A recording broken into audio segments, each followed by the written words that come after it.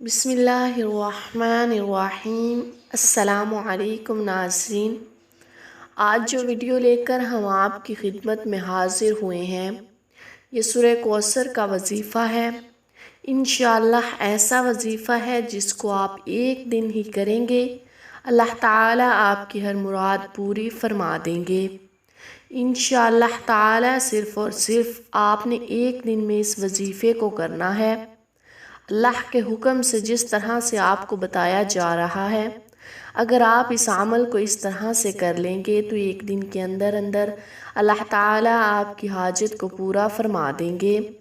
سورہ کوثر کا یہ وظیفہ ہے، ایک دن آپ نے کرنا ہے، ایک دن کے اندر اللہ کے حکم سے آپ کا مسئلہ حل ہو جائے گا، ہر مقصد پورا ہو جائے گا۔ آپ کا کوئی بھی مقصد ہوگا انشاءاللہ تعالیٰ وہ ایک دن کے اندر اللہ تعالیٰ اس وظیفے کی برکت سے پورا فرما دیں گے۔ بہت ہی طاقتور وظیفہ ہے۔ آپ کی حاجت جتنی بھی بڑی ہو، آپ کی پریشانی کوئی بھی ہو، کسی بھی مقصد کے لیے آپ اس وظیفے کو پڑھیں، انشاءاللہ تعالیٰ ایک دن کے اندر آپ کی وہ حاجت اللہ تعالیٰ پوری فرما دیں گے۔ بزرگان دین کا معمول رہا ہے کہ اللہ تعالیٰ کے ساتھ لو لگانے کے ساتھ ساتھ اپنی حاجات کو پورا کروانے اور ضرورتیں پوری کرنے کے لیے اللہ تعالیٰ کی طرف رجوع کرتے تھے۔ نمازوں میں اور دعاؤں میں اس طرح سے اللہ تعالیٰ سے مانگتے رہتے تھے، لیکن اس کے ساتھ ساتھ ان کا ایک اور بھی عمل ہوتا تھا جسے ہم وظائف کہتے ہیں۔ تو آج جو وظیفہ ہم آپ سب سے شیئر کرنے جا رہے ہیں یہ اکابرین کا کیا ہوا ہے اور مجرب وظیفہ ہے، طاقتور وظیفہ ہے۔ انشاءاللہ آپ کو اس کا فائدہ حاصل ہوگا۔ جو اکابرین کے کیے ہوئے عمل جن کو ہم وظائف کہتے ہیں، جس میں ہم اللہ تعالیٰ سے کسی مخصوص قسم کی دعا یا پھر کسی آیت کو ذکر کرتے ہیں، ایک مخصوص تعداد میں جب ہم ایسے کرتے ہیں تو اللہ تعالیٰ اپنے غیب کے خزانوں سے اس حاجت کو پوری کرتے ہیں، جس طرح سے اللہ تعالیٰ ان اکابرین کی حاجت کو پورا فرماتے تھے۔ انشاءاللہ تعالیٰ اللہ پاک آپ کی حاجات کو، آپ کے مسائل کو بھی حل فرمائیں گے اور آپ کی مشکلات کو اللہ تعالیٰ دور کریں گے۔ ناظرین، ہم تمام وظیفے انسانیت کی فلاح کے لیے اپلوڈ کرتے ہیں، لہٰذا اگر آپ ہمارے چینل کی ویڈیو پہلی بار دیکھ رہے ہیں تو ہمارا چینل ضرور سبسکرائب کر لیجئے گا اور اس ویڈیو کو آخر تک ضرور دیکھیے۔ آج جو وظیفہ ہم آپ کے لیے لے کر آئے ہیں یہ صرف اور صرف ایک دن کا وظیفہ ہے جو آپ نے کرنا ہے۔ آپ کی ہر حاجت ایک دن کے اندر پوری ہوگی۔ آپ نے اس وظیفے کو بالکل جس طرح سے آپ سے ذکر کیا جائے گا آپ نے اسی طرح سے کرنا ہے، تو انشاءاللہ تعالیٰ یہ وظیفہ کرنے سے آپ کی حاجت ضرور پوری ہوگی۔ کتنی ہی بڑی حاجت کیوں نہ ہو، پریشانی کتنی بڑی ہی کیوں نہ ہو، آپ یہ وظیفہ شادی کے لیے کر رہے ہیں یا آپ کاروبار کے لیے کر رہے ہیں یا آپ کا کام نہیں چل رہا اس کے لیے کر رہے ہیں یا کسی دشمن سے چھٹکارا حاصل کرنے کے لیے کر رہے ہیں یا کسی کے دل میں اپنی محبت پیدا کرنے کے لیے کر رہے ہیں یا آپ کی کوئی بھی حاجت ہے، کوئی بھی مسئلہ ہے، انشاءاللہ تعالیٰ اس وظیفے کی برکت سے اللہ پاک آپ کا وہ مسئلہ ضرور حل کر دیں گے۔ آپ نے اس وظیفے میں کرنا کیا ہے کہ شروع کرنے سے پہلے آپ نے درود شریف لازمی پڑھنا ہے۔ سورہ کوثر جو ہے وہ قرآن پاک کی سب سے چھوٹی سورت ہے۔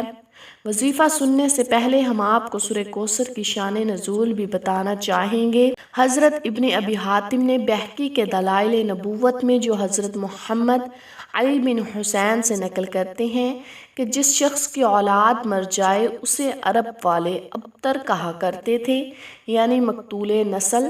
جب نبی کریم صلی اللہ علیہ وآلہ وسلم کے صاحبزادے قاسم یا ابراہیم کا بچپن میں انتقال ہو گیا تو لوگوں نے آپ کو ابتر نعوذ باللہ کہنا شروع کر دیا۔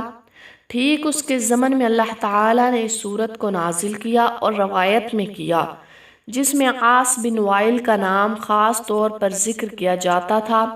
اس کے سامنے جب بھی نبی کریم صلی اللہ علیہ وسلم کا ذکر کیا جاتا تو کہتا ہے اس کی بات چھوڑو، یہ کوئی فکر کرنے کی بات ہے، کیونکہ وہ تو ابتر ہے، مقتول نسل ہے، اس کے تو بیٹے ہی نہیں ہیں، اس کی تو نسل یہیں پر ختم ہونے والی ہے۔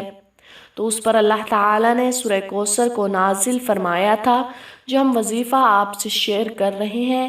اس کو آپ نے کسی بھی مقصد کے لیے کرنا ہے۔ آپ نے کرنا کیا ہے؟ آپ نے صبح فجر کے بعد اول و آخر 11 مرتبہ درود شریف پڑھنا ہے، اور آپ نے ایک جگہ بیٹھ کر یکسوئی کے ساتھ سورہ کوثر کو پڑھنا ہے۔ بسم اللہ الرحمن الرحیم پڑھ کر 133 مرتبہ آپ نے اس کو پڑھنا ہے۔ 133 مرتبہ، جو تعداد ہم آپ سے ذکر کر رہے ہیں اس سے نہ کم ہو اور نہ ہی اس سے زیادہ۔ تو بہتر یہی ہے کہ آپ گٹلیاں گن کر رکھ لیں۔ اگر تسبیح پر صحیح طرح سے گن سکتے ہیں تو تسبیح پر کر لیں، کیونکہ 133 کی تعداد سے نہ زیادہ ہونا چاہیے نہ کم ہونا چاہیے۔ اول و آخر 11 مرتبہ درود شریف پڑھ کر آپ نے 133 مرتبہ سورہ کوثر پڑھنی ہے۔ پھر اس کے بعد آپ نے سجدے میں چلے جانا ہے، اللہ تعالیٰ سے دعا کرنی ہے اپنی حاجت کے لیے، اور اسی طرح سے آپ نے یہ عمل مغرب کے بعد کرنا ہے۔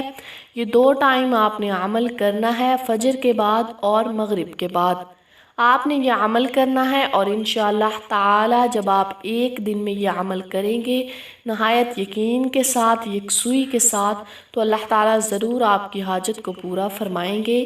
جس بھی ضرورت کے لیے، جو بھی حاجت کے لیے آپ کر رہے ہیں، اس حاجت کو اپنے دل میں ہی رکھنا ہے۔ جب آپ نے یہ وظیفہ کرنا ہے تو آپ نے دھیان اپنی حاجت کی طرف رکھنا ہے۔ آپ کا پورا دھیان اپنی حاجت کی طرف اور اللہ کی طرف ہونا چاہیے، اور اللہ کی مدد کی طرف ہونا چاہیے۔ دل میں ذرا بھی شک نہیں آنے دینا ہے، پورا دھیان وظیفے میں لگا رہنے دینا ہے۔ انشاءاللہ اس وظیفے کو کرنے کے بعد اللہ تعالیٰ آپ کی حاجت کو ضرور قبول فرمائیں گے، اور آپ نے جو بھی چیز مانگی ہوگی اللہ تعالیٰ آپ کو وہ چیز عطا فرمائیں گے۔ آمین ثم آمین۔ ناظرین، اگر ویڈیو پسند آئے تو کمنٹ باکس میں اللہ تعالیٰ کے 99 ناموں میں سے ایک نام ضرور